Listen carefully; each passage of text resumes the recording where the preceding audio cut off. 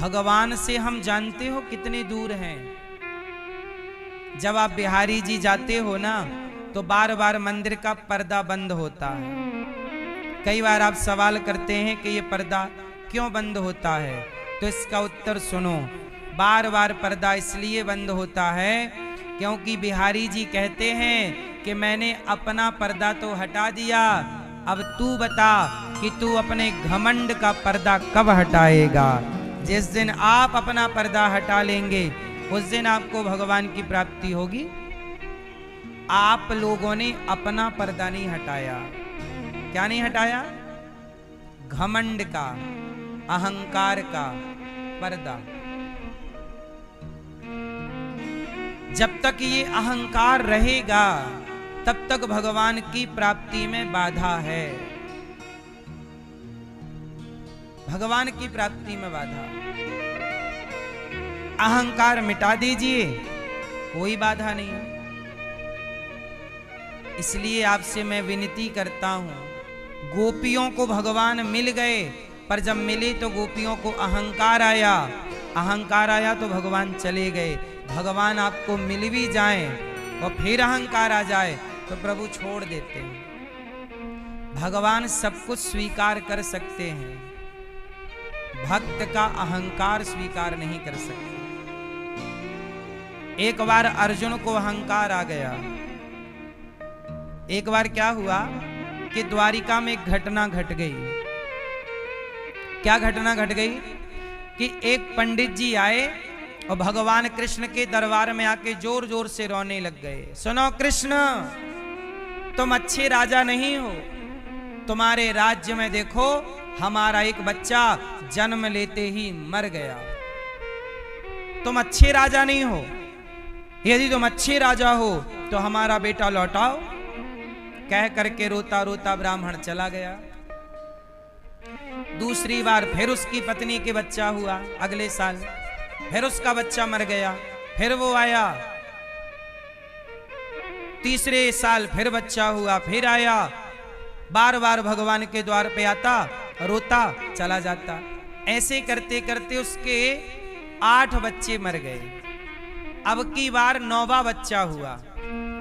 तो संयोग से जब वो ब्राह्मण अपने बेटे का दुख लेकर के भगवान कृष्ण के द्वार पर आया, उसी समय द्वार पर अर्जुन भी आ गए। मतलब अर्जुन आ रहे थे। तो अर्जुन आए तो वहां एक पंडित जी रो रहे। तो अर्जुन ने पूछा, ब्राह्मण क्या हुआ? महाराज मेरी कोई सुनवाई नहीं करता, मेरे 8 बच्चे मर गए, ये 9वां बच्चा मर गया, 9 बच्चे मर गए, कोई है मेरा बच्चा बचाने वाला? अर्जुन बोले, चिंता ना करो, अब मैं आ गया हूं, अब मैं तुम्हारे पुत्र की रक्षा करूंगा, चिंता ना करना, मैं तुम्हारा पुत्र बचाऊंगा।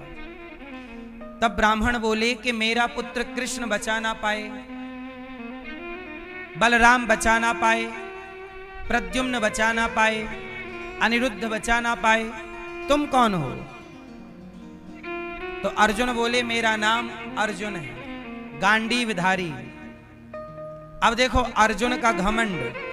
अर्जुन बोले, मैं कृष्ण नहीं हूं, मैं बलराम नहीं हूं, मैं अनिरुद्ध और प्रद्युम्न नहीं हूं, मैं गांडीवधारी अर्जुन हूं।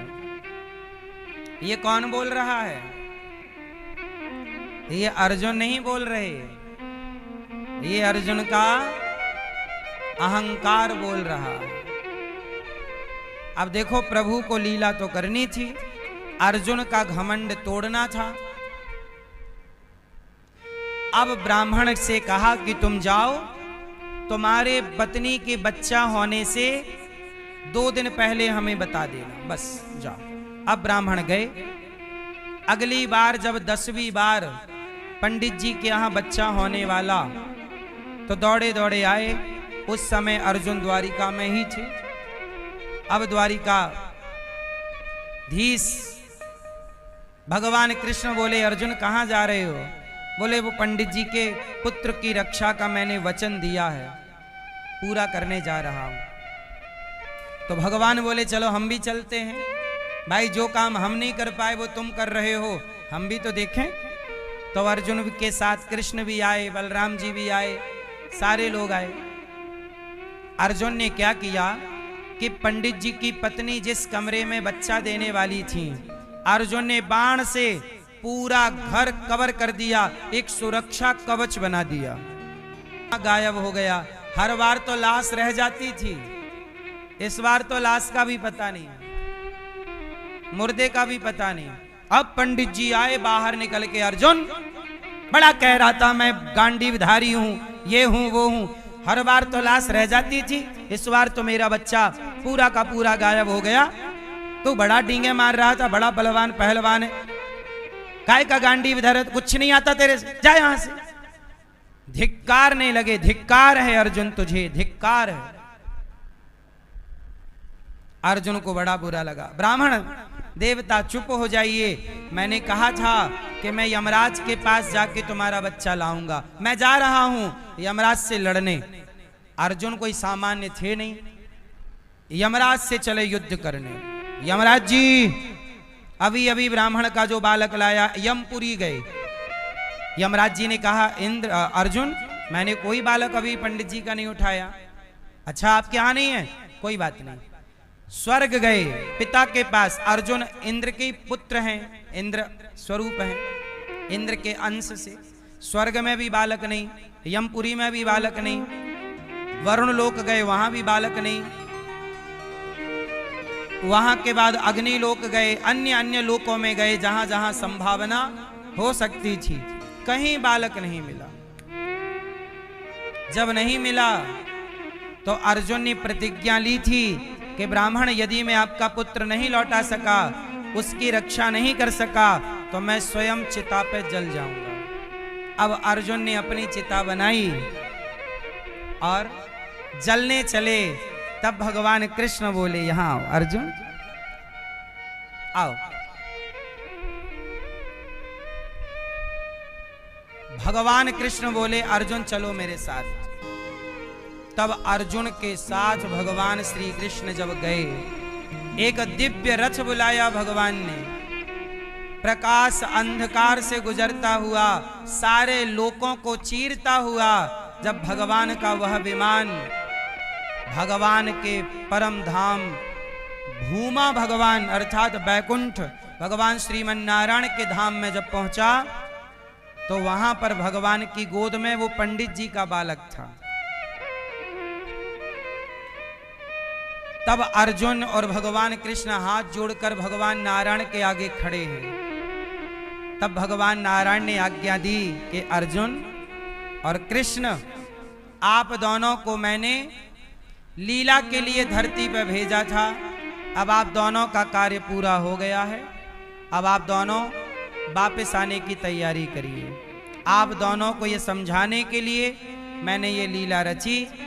अर्जुन नर के रूप में और कृष्ण साक्षात मेरा अंश अर्थात नारायण के रूप में आपने जाकर धरती पर जो लीला की, अब आपका धर्म स्थापना कार्य पूरा हुआ।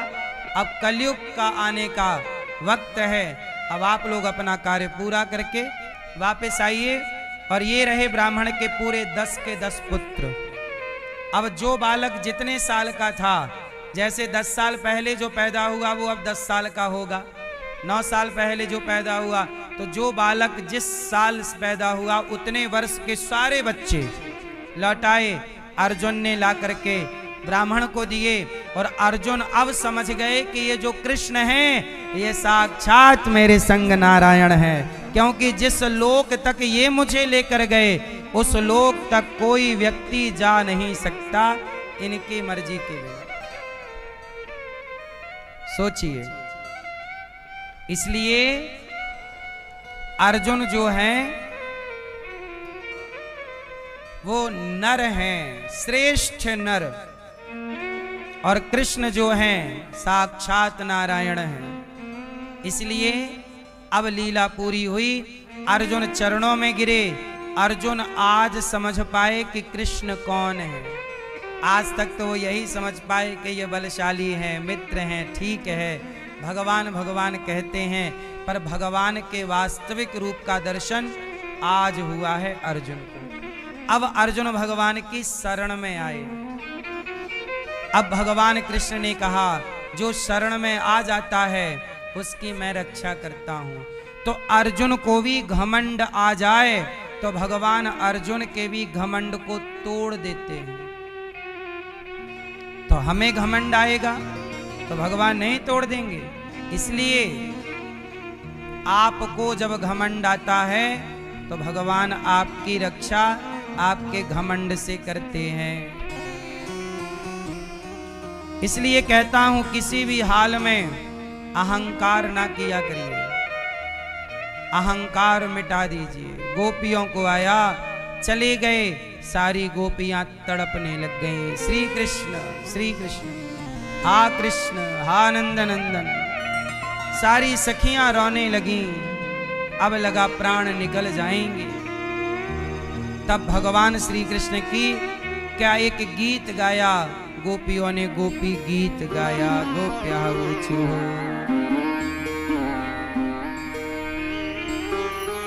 जयति तेधिकं जन्मना व्रजा श्रयते इंदिरा शाश्वतात्रे जना। सारी गोपियों ने राधा रानी को भी प्रभु छोड़कर जब गए, तड़पने लग गई सखियां। हे श्याम सुंदर, आपके बिना हमारे प्राण निकल जाएंगे, हम मर जाएंगे।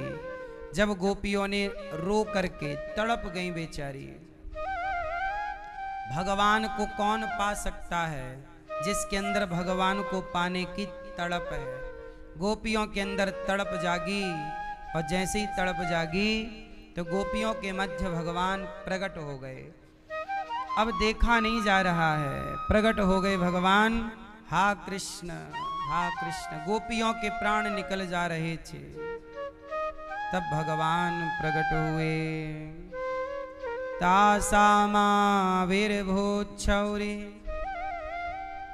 स्मयमान मुखाम्बुजः पीताम्बरधरः स्त्रग्वी साक्षान्मन्मथ मन्मथः।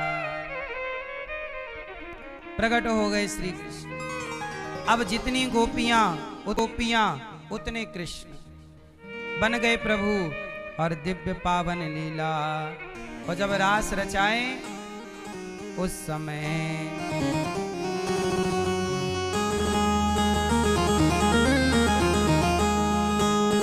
बोलिए रास राशेश्वर भगवान की जय। गोपियों का भगवान के साथ दिव्य रास लीला। रास का मतलब है जहां जीवात्मा और परमात्मा का मिलन हो। गोपियों के संग दिव्य लीला हुई, वो रास लीला। इसके बाद भगवान ने सुदर्शन और शंखचूड़ नाम के दैत्य का उद्धार किया है। गोपियों ने युगल गीत गाया, भगवान ने अरिष्टासुर को मारा। अब भगवान कंस ने कि यज्ञ किया,